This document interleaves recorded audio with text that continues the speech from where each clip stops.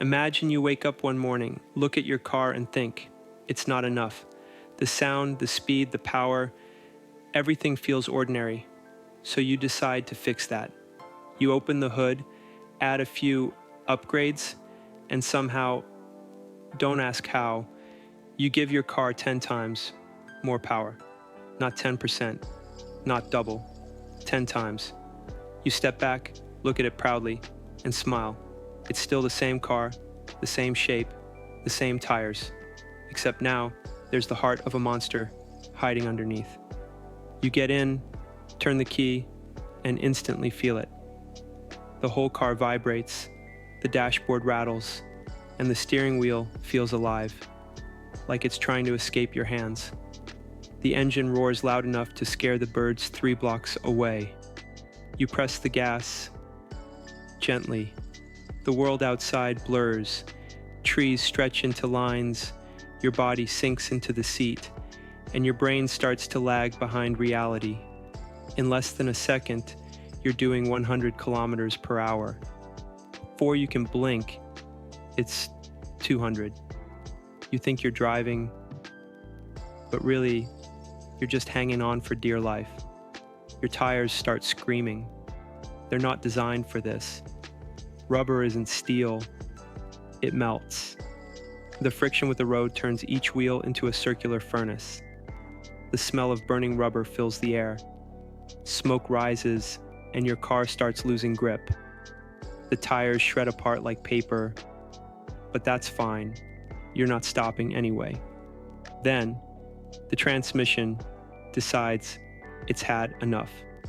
That innocent little gearbox that used to shift smoothly between gears is now taking the full force of a mechanical earthquake. Every rotation of the crankshaft hits it like a hammer. 1 second later, bang, metal fragments shoot out like shrapnel. Your car jerks, your heart skips a beat, and you realize this isn't speed, this is chaos. But let's imagine somehow it holds together. You replaced everything with race-grade parts, maybe even borrowed a few ideas from Formula One. Now it's stable. You press the pedal again, and the air itself becomes your enemy. See, when you double your speed, the air resistance doesn't just double. It quadruples. At 300 kilometers per hour, every tiny bug becomes a bullet. A leaf could crack your windshield, and the air pressing against the body generates enough force to lift the entire car off the ground. You didn't build a car anymore. You built a wingless jet that really wants to fly. Your engine is screaming, the temperature gauge is glowing red, and the hood is starting to smoke.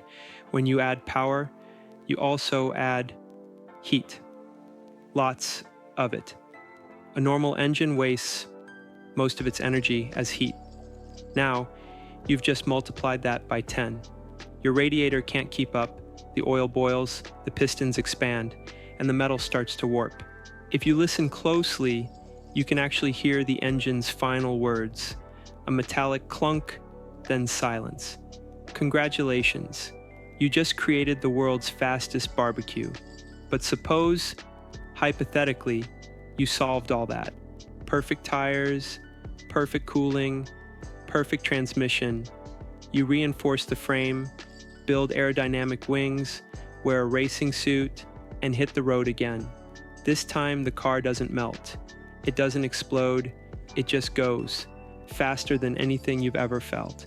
0 to 400 in seconds.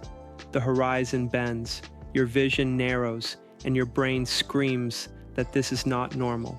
You press the brakes, nothing. At this speed, the air itself is a wall. You're fighting physics with hope.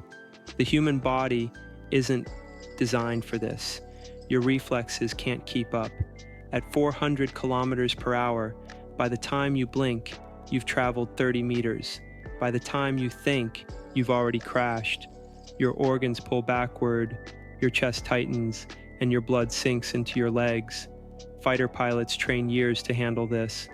You just built a death machine in your garage. And yet, there's something fascinating about it. That unstoppable curiosity, What happens if we push just a little further? If we make it faster, stronger, louder? It's the same question that created every supercar, every rocket, every machine that broke a record. What if we go beyond what's safe, beyond what's possible? So, what happens if you give a car 10 times more power? Everything breaks. The tires, the gears, the air around it, even you. But it's not failure, it's discovery. Because somewhere between disaster and genius, that's where progress hides. And as the smoke clears, you can almost hear it whisper back, maybe next time, just a little faster,